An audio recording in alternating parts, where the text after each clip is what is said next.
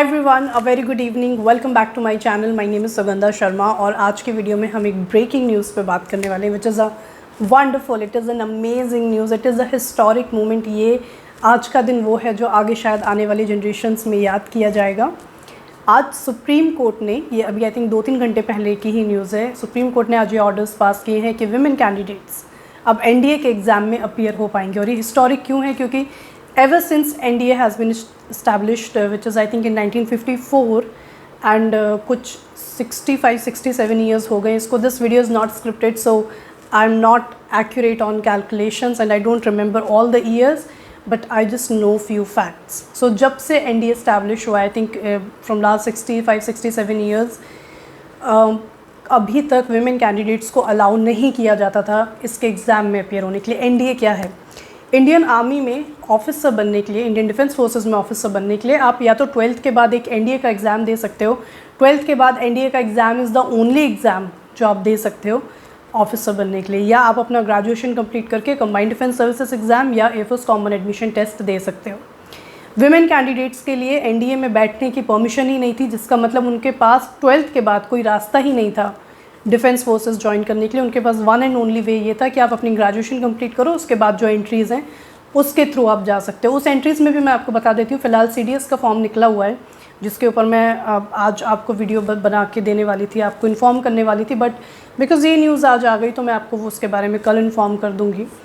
मैं आपको बताती हूँ उसमें टोटल आई थिंक 340 ऐसे कुछ वैकेंसीज़ हैं टोटल, जिसमें विमेन कैंडिडेट्स के लिए ओनली 16 सीट्स आ दें। और ये सिर्फ इस साल का कोई एक्सक्लूसिव हैपनिंग नहीं है, ये हर साल होता है कि विमेन कैंडिडेट्स के लिए जो नंबर ऑफ़ सीट्स हैं वो बहुत कम होती हैं।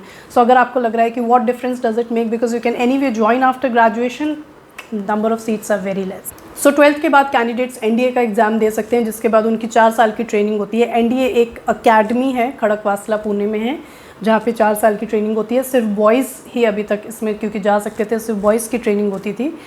और उसके बाद 1-1.5 साल की आपकी ट्रेनिंग आईएमए में होती है, फिर आप इंडियन आर्मी में एज ए लेफ्टिनेंट कमीशन हो जाते हैं।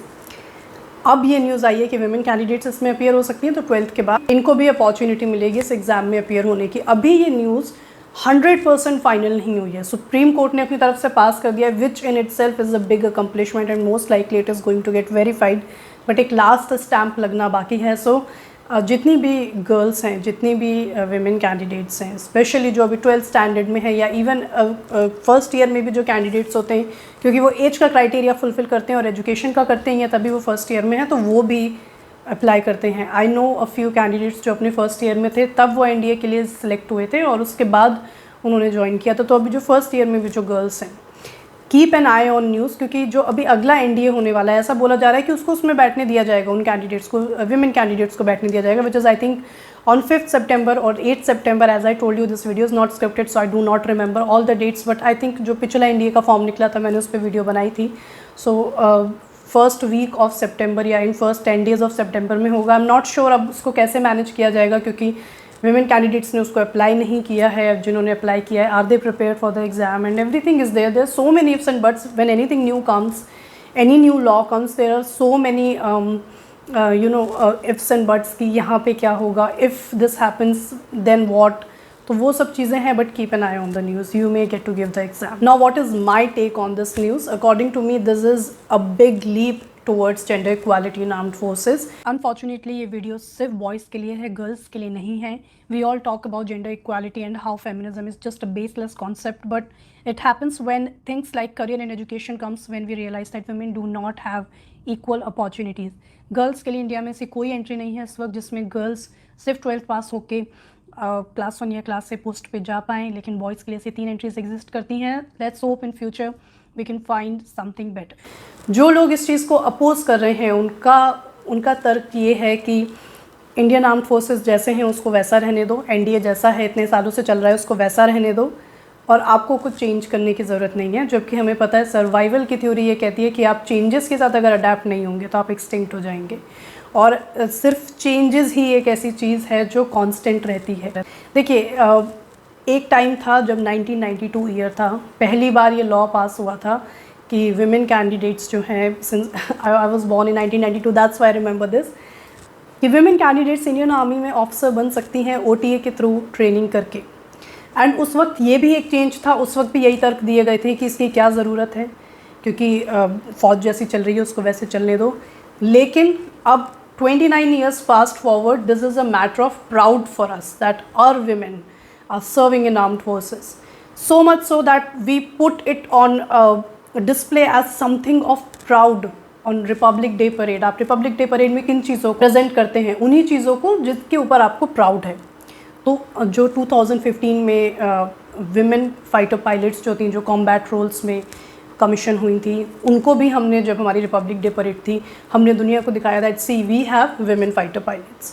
दुनिया के सामने हमारे लिए एक बहुत प्राउड वाली बात होती है कि हमारे यहाँ पे जो औरतें हैं वो इंडियन आर्म फोर्सेस में सर्व कर रही हैं। जब भी विमेंस डे होता है या जब भी हमें दिखाना होता है कि हमारे यहाँ की औरतें बहुत डेवलप्ड हैं, हमारा नेशन बहुत डेवलप्ड है, हम बहुत प्रोग्रेसिव कंट्री हैं, हम हमेशा इस चीज़ को एज एन एग्जाम्पल पिक करते हैं।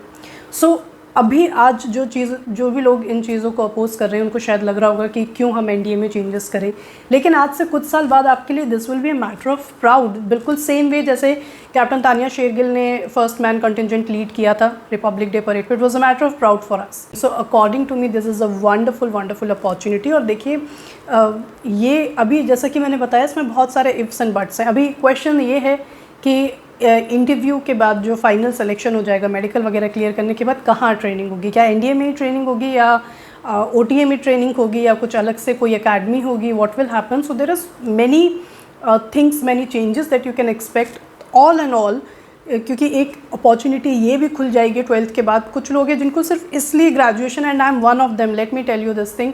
मैं अपने ग्रेजुएशन में जब मैं कॉलेज सर्च कर रही थी उससे पहले मुझे पता था कि मुझे CDS एंड AFCAT में अपीयर होना है, and the only reason why I was appearing in my graduation is कि एक ग्रेजुएशन की डिग्री मिल जाए ताकि मैं CDS में या AFCAT में अपीयर हो पाऊँ। अपने लिए तो I am not very happy because I wish I were younger and I could also get an opportunity to write NDA exam, but nevertheless I'm very happy for my younger sisters, for everyone out there who wanted to join NDA and have an opportunity now. So congratulations to all the girls. And women candidates के लिए एक और news ये है कि CDS का form निकला हुआ है। आई थिंक लास्ट डेट इस मंथ में ही है, और कल मैं इसके ऊपर वीडियो अपलोड करूँगी वैकेंसीज़ में, जिसमें हम सब कुछ डिस्कस करेंगे, last date, exam pattern and syllabus, how to prepare for this, how to crack the exam, eligibility criteria and everything. So stay tuned on channel and subscribe for more job updates.